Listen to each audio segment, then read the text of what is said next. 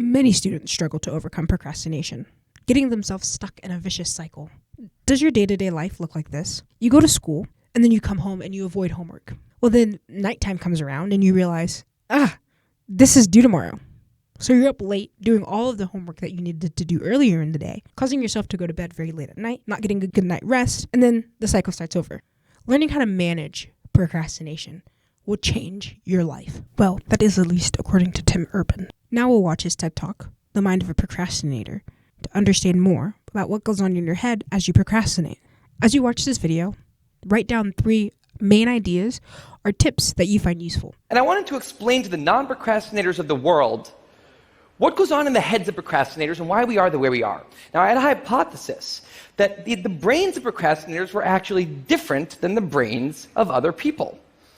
And to test this, I found an MRI lab that actually let me scan both my brain and the brain of a proven non-procrastinator, so I could compare them, and I actually brought them here to show you today, and I want you to take a look carefully to see if you can notice a difference. And I know that if you're not a trained brain expert, it's not that obvious, but just take a look, okay? So here's the brain of a non-procrastinator. Now, here's my brain.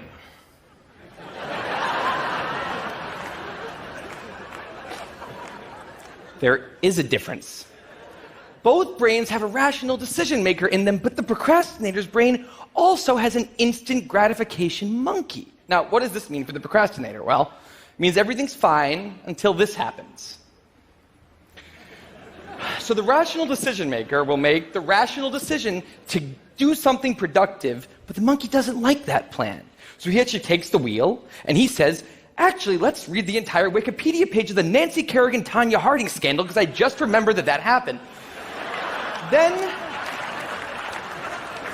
we're going to go over to the fridge. We're going to see if there's anything new in there since 10 minutes ago. After that, we're going to go on a YouTube spiral that starts with videos of Richard Feynman talking about magnets and ends much, much later with us watching interviews with Justin Bieber's mom. All of that's going to take a while, so we're not going to really have room on the schedule for any work today. Sorry. Now, what is going on here? The instant gratification monkey does not seem like a guy you want behind the wheel. He lives entirely in the present moment. He has no memory of the past, no knowledge of the future, and he only cares about 2 things: easy and fun. Now, in the animal world, that works fine. If you're a dog and you spend your whole life doing nothing other than easy and fun things, you're a huge success. And to the monkey, humans are just another animal species. He has to keep well slept, well fed, and propagating into the next generation, which in tribal times might have worked okay. But if you haven't noticed, now we're not in tribal times. We're in an advanced civilization, and the monkey does not know what that is, which is why we have another guy in our brain, the rational decision maker, who gives us the ability to do things no other animal can do. We can visualize the future. We can see the big picture. We can make long-term plans. And he wants to take all of that into account, and he wants to just have us do whatever makes sense to be doing right now. Now, sometimes it makes sense to be doing things that are easy and fun, like when you're having dinner or going to bed or enjoying well-earned leisure time. That's why there's an overlap. Sometimes they agree.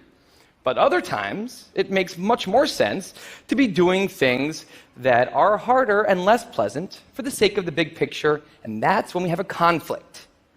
And for the procrastinator, that conflict tends to end a certain way every time, leaving him spending a lot of time in this orange zone, an easy and fun place that's entirely out of the make sense circle. I call it the dark playground. Now, the dark playground is a place that all of you procrastinators out there know very well. It's where leisure activities happen at times when leisure activities are not supposed to be happening. The fun you have in the dark playground isn't actually fun because it's completely unearned, and the air is filled with guilt, dread, anxiety, self-hatred, all those good procrastinator feelings. And the question is, in this situation, with the monkey behind the wheel, how does the procrastinator ever get himself over here to this blue zone? A less pleasant place, but where really important things happen. Well, turns out that the procrastinator has a guardian angel, someone who's always looking down on him and watching over him in his darkest moments. Someone called the panic monster.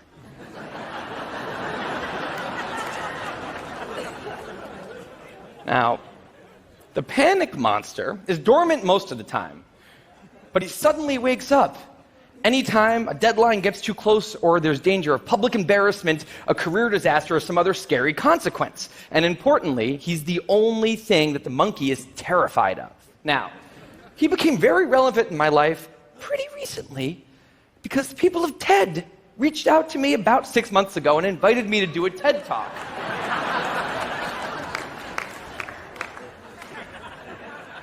Now, of course, I said yes. It's always been a dream of mine to have done a TED Talk in the past.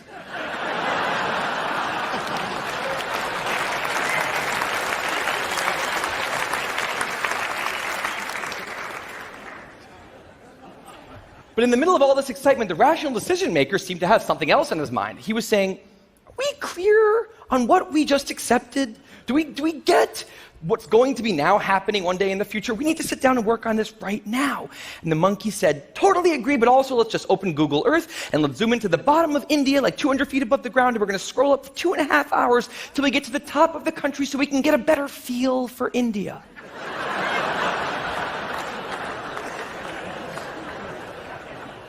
So that's what we did that day. As 6 months turned into 4, and then 2, and then 1, the people of TED decided to release the speakers. And I opened up the website, and there was my face staring right back at me, and guess who woke up? So the panic monster starts losing his mind, and a few seconds later, the whole system's in mayhem.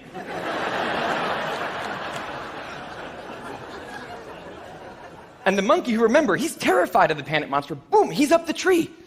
And finally, the rational decision maker can take the wheel and I can start working on the talk. Now, the panic monster explains all kinds of pretty insane procrastinated behavior, like how someone like me could spend 2 weeks unable to start the opening sentence of a paper and then miraculously find the unbelievable work ethic to stay up all night and write 8 pages.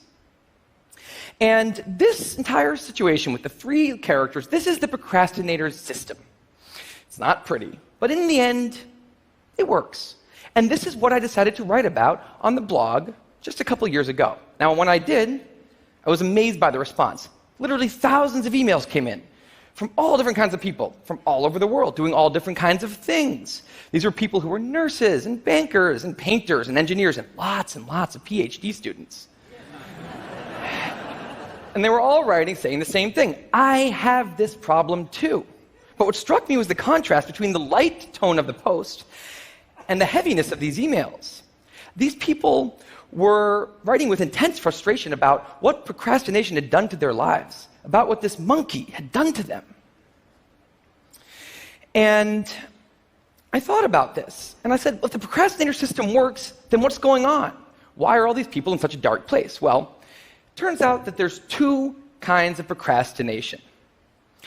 Everything I've talked about today, the examples I've given, they all have deadlines. And when there's deadlines, the effects of procrastination are contained to the short term because the panic monster gets involved. But there's a second kind of procrastination that happens in situations when there is no deadline. So if you want to have a career where you want to be a self-starter, something in the arts, something entrepreneurial, there's no deadlines on those things at first, because nothing's happening at first, not until you've gone out and done the hard work to get some momentum, to get things going. There's also all kinds of important things outside of your career that don't involve any deadlines, like seeing your family, or exercising and taking care of your health, working on your relationship, or getting out of a relationship that isn't working.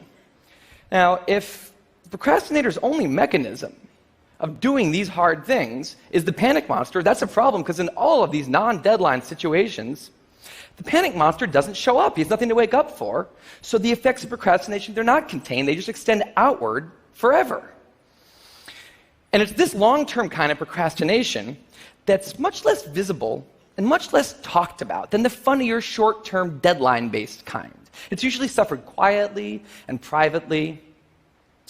And it can be the source of a huge amount of long-term unhappiness and regrets. And I thought, that's why these people are emailing, and that's why they're in such a bad place. It's not that they're cramming for some project. It's that long-term procrastination has made them feel like a spectator at times in their own lives. The frustration was not that they couldn't achieve their dreams, it's that they weren't even able to start chasing them. So I read these emails and I had a little bit of an epiphany that I don't think non-procrastinators exist. That's right, I think all of you are procrastinators. Now, you might not all be a mess, like some of us, and some of you may have a healthy relationship with deadlines. But remember, the monkey's sneakiest trick is when the deadlines aren't there. Now, I want to show you one last thing. I call this a life calendar. That's one box for every week of a 90-year life. That's not that many boxes, especially since we've already used a bunch of those. So I think we need to all take a long, hard look at that calendar. And we need to think about what we're really procrastinating on, because everyone is procrastinating on something in life. We need to stay aware of the instant gratification monkey. That's a job for all of us. And because there's not that many boxes on there, it's a job that should probably start today. Well, maybe not today, but sometime soon. Thank you. Before we get to the 3 concepts or tips that you wrote down and how to apply them to your life, let me tell you a little story about myself and when I first came to college. Because I'll be honest, when I first came to college, I had no idea how to study. So I didn't. I would always do homework right before class, and I never studied for a test. It made it where I was always anxious about my grades, and it really affected my ability to enjoy my time with friends. Procrastination made me anxious.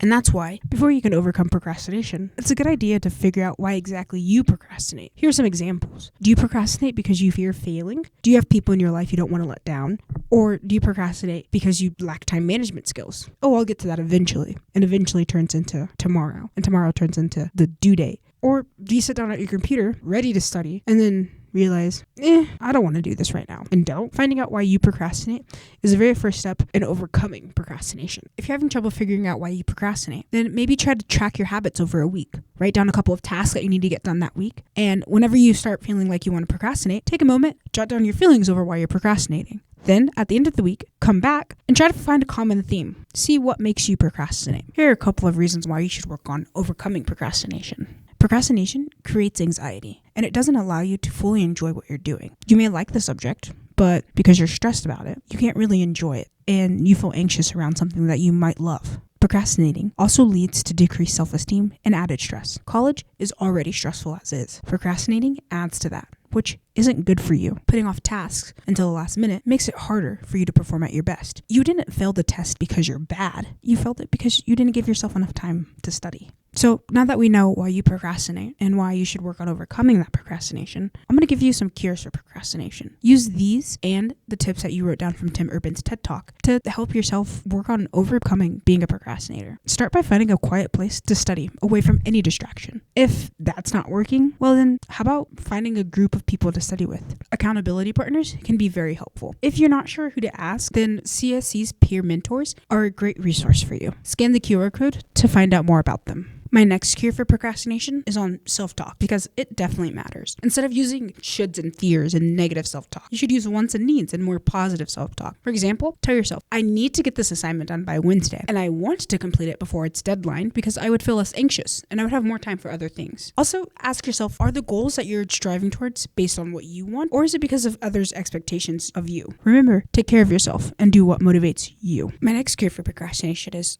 setting up a reward system. Treat yourself when you do something. Start by reading a chapter for a class, and then once you're done, take a break. Go for a nice walk out in nature. Come back and read a long PDF for another class. And then once you're done, here's your big reward. Stop for the night and go out with friends. Have a good time. This is a great way to overcome procrastination because you have something to look forward to. My next cure seems fairly simple, but is really effective. Make a quick list the night before of things you need to accomplish next day, and try to check off as many as you can. Maybe even chunk these tasks into smaller, more manageable parts. If you want to learn more about chunking, make sure to check out our time management video.